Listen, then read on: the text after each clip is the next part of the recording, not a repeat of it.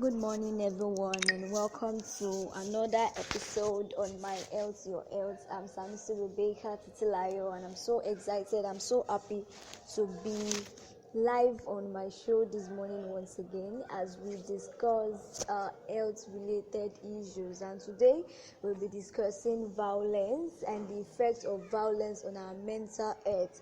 Now, violence, as the name suggests, majorly actions from people or perpetrator that can cause destruction, pain, or sufferings.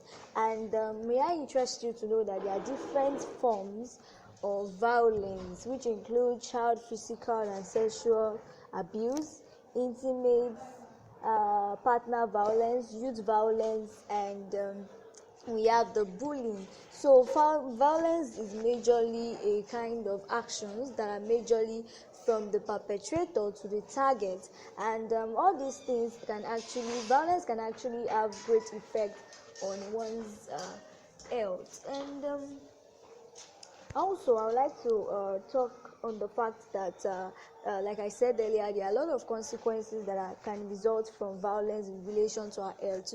One thing I've always emphasized on my show every morning, every weekend, is that our health involves the physical, the mental, and the emotional health. Now, once one is affected, everything it will tell on our effects. Now, once something happens to the physical part of it, it will affect us emotionally, because you'll be thinking about it. It can also cause depression, it can cause mental health issues. And also, apart from that, I also emphasize the fact that one cannot say he or she is healthy when one of these is not, when there's no wellness in any area of our health. Our health involves the physical, the mental, and the emotional health. So today we'll be discussing violence, like I said earlier, and we'll be discussing its effects on mental health. There are many effects of violence on mental health. Number one is that it can increase incidences of depression.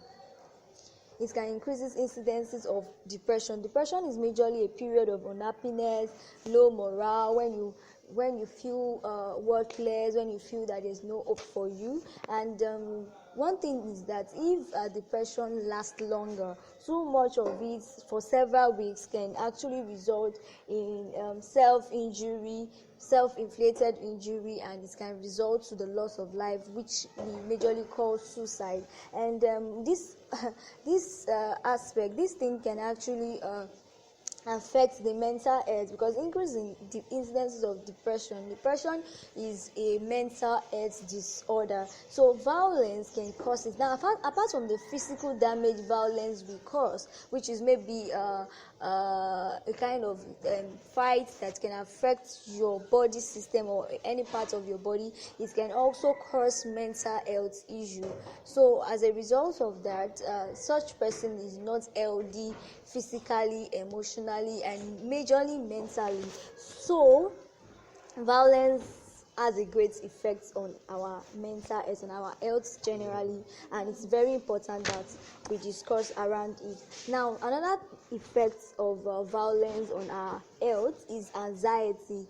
Anxiety is majorly an unpleasant uneasiness, too much fear, too much uneasiness, too much nervousness. So as a result of actions from the perpetrator, anytime you see the person, most times you tend to be very, very anxious, nervous. Why? Because of the past that you've seen, and you also feel that this person will want to repeat the same attitude the person has been repeating, and with that it can cause uneasiness and nervousness for you, and this thing is also a mental health related issue. So violence can cause anxiety.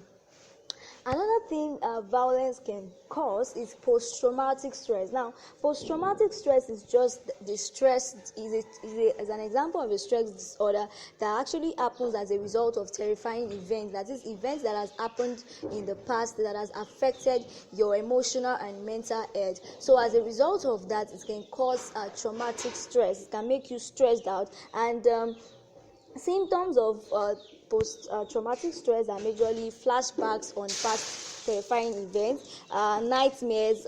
It can cause unnecessary nightmares, and it can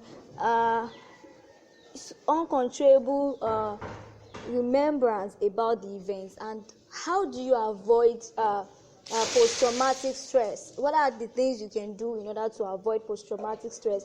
The first one is that you should avoid thinking about the event or talking about it. This is something that is hard to do, but because you want to be whole again, because wellness is important to you, it will be very important for you to avoid talking and thinking about the events, because the more you think about it, the more you talk about it, the more stressed you will be, and the more it will affect your health, your mental health. So it is very important that you avoid thinking and talking about the event. Another thing you can do is to avoid places that remind you of the events. Stop going to places that will make you remember the past events, because when you do that, it can cause post-traumatic stress.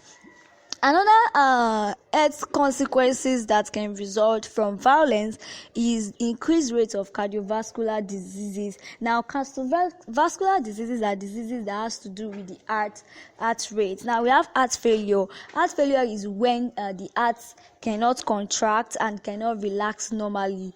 You get. And another thing is heart attack, blockage of the flow of blood and oxygen supply. And there are other heart diseases that can be caused as a result of violence. So it is very important that we see that violence actually has a great effect on our health. Another thing is that child physical and sexual abuse. Okay, and that was the physical sex, emotional maltreatment. Now, all these things can actually also result, it can also affect your health. Now, one thing we should also note is that the consequences of violence, it actually varies with age, sex of the victims, and forms of violence. For example, the consequences of violence in terms of children is different from how it will affect the adults. It's different from how it will affect the women. It's different from how it will affect the male, and it's also different from how it will affect the adults. For example, let me give you a very quick example. Now, in the case of a child, when a child at young age experiences violence, either physical violence or physical violence and sexual violence, as the child grows up, this kind of child will become more violent and very aggressive.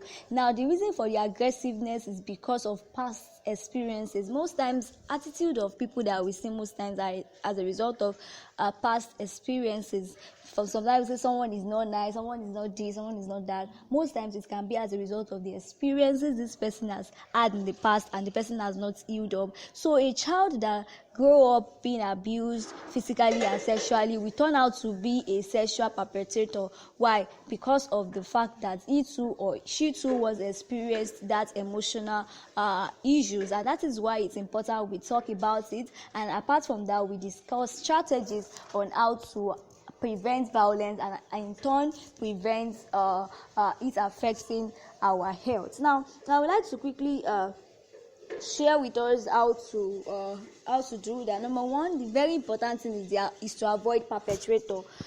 If you see anyone who is always abusing you, you should try as much as possible to avoid such person. Now, the best way you can do that most times is to meet with people that can be of help to you. There are a lot of organizations, NGO out there that are helping people out as regarding this, anything that has to do with your psychology and all. So you can reach out to them, talk to these people. These people will be there to help you out, because most times people like that are activists and they will be always there to be able to rescue you. So it is very important that you avoid the perpetrator. For example, if you are in a relationship, or you are in one relationship or the other with someone, and this person is a perpetrator of violence, it's very important for you to break loose of that relationship. And the thing is that most times it's not really easy to do, and that is why it's important for you to seek help from psychologists. Let them provide counseling and